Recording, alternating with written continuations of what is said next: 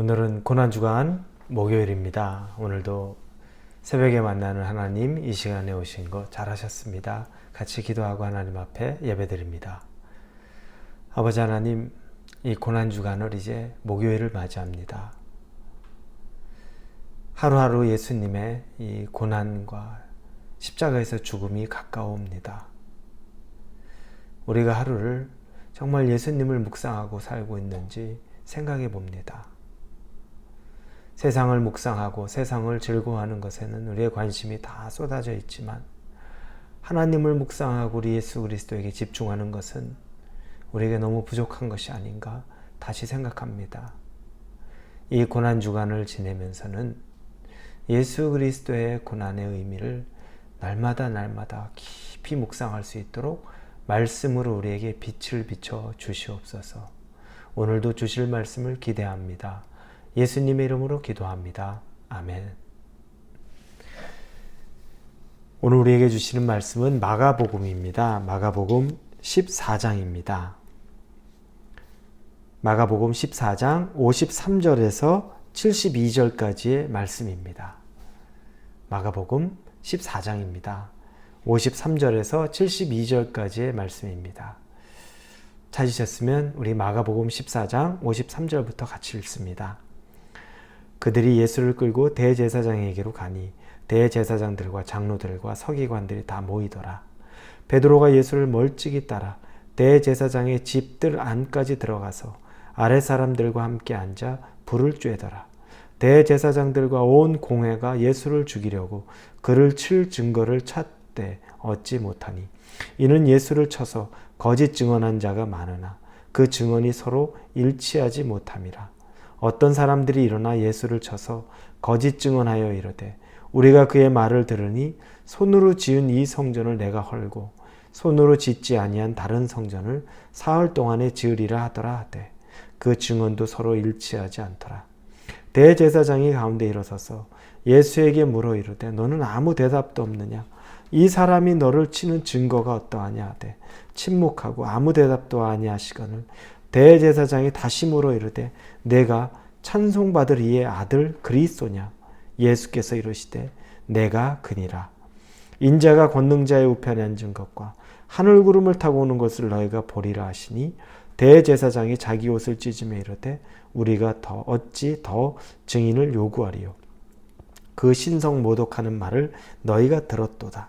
너희는 어떻게 생각하느냐? 하니 그들이 다 예수를 사형에 해당한 자로 정죄하고 어떤 사람은 그에게 침을 뱉으며 그의 얼굴을 가리고 주먹으로 치며 이르되 선지자 노릇을 하라 하고 하인들은 손바닥으로 치더라.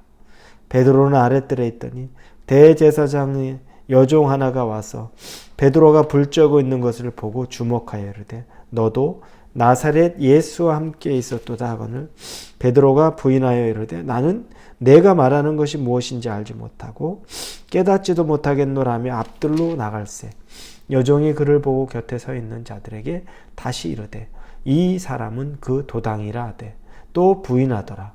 조금 후에 곁에 서 있는 사람들이 다시 베드로에게 말하되 너도 갈릴리 사람이니 참으로 그 도당이니라. 그러나 베드로가 저주하며 맹세하되 나는 너희가 말한 이 사람을 알지 못하노라 하니 닭이 곧 두 번째 울더라. 이에 베드로가 예수께서 자기에게 하신 말씀 곧 닭이 두 번 울기 전에 네가 세 번 나를 부인하리라 하심이 기억되어 그 일을 생각하고 울었더라. 예수님이 이제 공회 앞에 대제사장과 장로들과 서기관들 앞에 끌려옵니다. 이제 이 공회 앞에서 예수님께서 사람들로부터 심판 아닌 심판을 받게 되는 거죠. 또 정죄 아닌 정죄를 받게 되는 과정이 나타납니다. 베드로도 그 예수님을 따라서 그 뜰까지 들어가서 자리를 잡습니다. 그런데 이 자리에 있는 대제사장과 그 모든 사람들이 목표는 하나죠. 예수님을 죽이는 겁니다. 예수님에게 죄를 뒤집어 씌우는 거죠. 그를 유죄, 죄가 있다 라고 만들어서 예수님을 이 공회에서 죽이는 것, 판결하는 것, 그게 그들의 목적입니다. 종교재판을 지금 진행하고 있는 겁니다. 그런데 사실 예수님에게 죄를 발견할 만한 게 전혀 없죠. 그래서 그들이 생각한 것, 목표를 이루기 위해서는 하지 말아야 될 것. 우리 구약에서도 하나님이 율법으로 재판을 굽게 하지 말라 이런 말이 쓰여 있죠. 재판하는 사람들은 가난하다고 그를 돌봐줄 것도 아니고 부유하다고 돈을 받고 그들을 봐줄 것도 아니고 공정한 추로, 공평한 추로 그 재판을 하라고 분명히 말씀하셨습니다. 그런데 이 재판을 주관하는 이들이 이미 예수님을 죽일 그 계획을 하고서 거짓 증인들을 다 모은 겁니다. 그런데 참 우스운 건 그 증인들이 말을 하면 할수록 그것이 더 말이 안 맞는 겁니다. 왜냐? 거짓이기 때문에 그렇습니다. 진실은 한마디만 말해도 통합니다. 그런데 거짓은 설명하고 붙이고 붙이는데도 맞지 않습니다. 그래서 가장 우리가 편하게 사는 방법은 진실하게 거짓되지 않게 사는 겁니다. 자, 이렇게 해서 거짓 증인들, 거짓 증언들 또한 넘쳐나는데 그게 다 말이 안 되는 것이 자기들 스스로가 그걸 확증해주고 있습니다. 그러면서 예수님은 아무 말씀도 안 합니다. 예수님은 그들이 내는 이 증언들, 또 세운 증인들 하는 말에 아무 반응을 하지 않습니다. 나는 결백하다, 그렇지 않다 이런 말을 하지 않아요.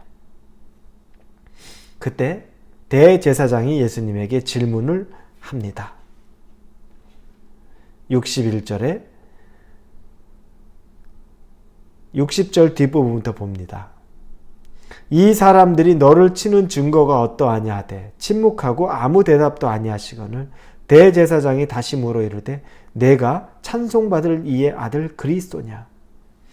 지금까지 너에게 증인 다 했는데 너는 아무 대답도 안 했는데 내가 하나 묻겠다.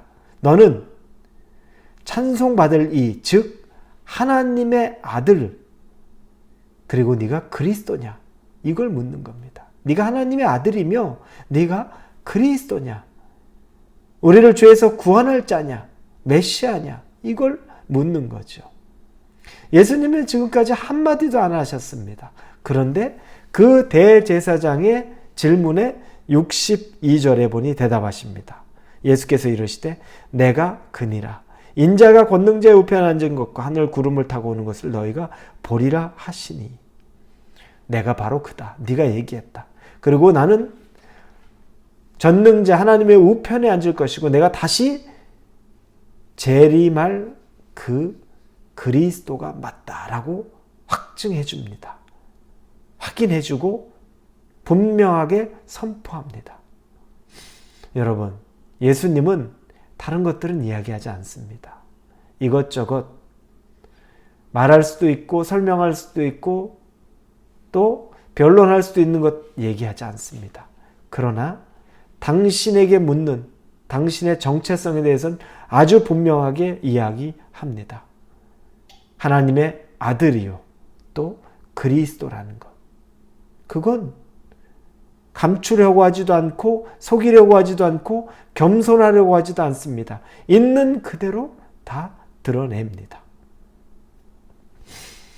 여러분, 혹시 우리는 세상에서 내가 자랑할 만한 것들, 내가 가진 것들, 이런 것들은 얼마나 많이 드러내고 알리고 싶고 나타내고 싶습니까? 혹여라도 우리 자녀들이 좋은 대학을 간다든지 좋은 직장을 잡는다든지 또 우리 남편이 승진을 해서 높은 자리에 간다든지 또 재산 증식을 잘해서 아주 부유하게 된다든지 이런 것들이 있으면 우리가 얼마나 알리고 싶고 또 드러내고 싶습니까? 그런데 정작 우리가 예수님의 자녀, 하나님의 자녀라는 우리가 크리스찬이라는 그 사실을 다른 그 어떤 것보다도 기뻐하며 드러낼 수 있습니까? 그걸 증거하는 것을 가장 큰 증거, 당연히 해야 될 증거로 생각하십니까? 그렇지 않죠. 오늘 뒤에 보니까 베드로 얘기가 나옵니다. 베드로가 3번 부인을 합니다. 누구를 부인합니까? 예수님과의 관계를 부인합니다. 그들에 있었던 한 여종이 묻자 나는 절대 아니다, 예수를 모른다라고 부인하고, 또 다른 사람이 묻자 부인하고, 그렇게 3번을 부인합니다.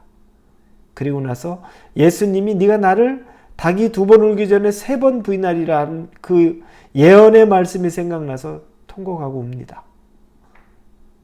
베드로는 부인하지 말아야 될 것은 부인하고 부인해야 될 것은 부인하지 않았던 겁니다.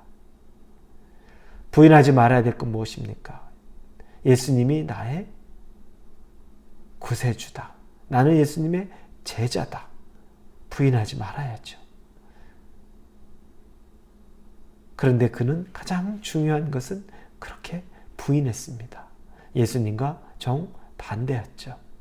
오늘 이 고난주간에 우리에게 주시는 말씀, 여러분이 정말 부인하고 사는 것은 무엇입니까? 혹시 그게 우리의 크리스찬의 정체성 아닙니까? 하나님의 아들, 예수님을 구주로 모시고 사는 자, 그걸 부인하고 사는 건 아닙니까? 그리고 반대로 세상에서 드러내고 싶은 것들은 오히려 부인하지 않고 드러냈던 것 아닙니까? 이 고난주간, 오늘 예수님 생각하시면서 그분이 부인하지 않고 자기를 드러냈던 그 용기, 믿음의 용기, 아니 용기가 아니 아주 당연한 모습이 우리의 삶 속에서도 이루어지기를 예수님 이름으로 축원합니다. 기도합니다. 예수님은 다른 곳에는 다 침묵하셨습니다. 그러나 하나님의 아들이며 그리스도란 사실에는 내가 그니라라고 말씀하십니다. 그러나 베드로를 보니 우리를 보는 것 같습니다. 예수님을 우리가 인정하고 우리가 예수님을 정말 받아들여야 되는데 두려워서 정작 예수님을 부인합니다. 우리의 삶이 그렇게 되지 않게 하여 주옵소서. 예수님 증거하는 삶 살게 하여 주옵소서. 예수님 이름으로 기도합니다. 아멘.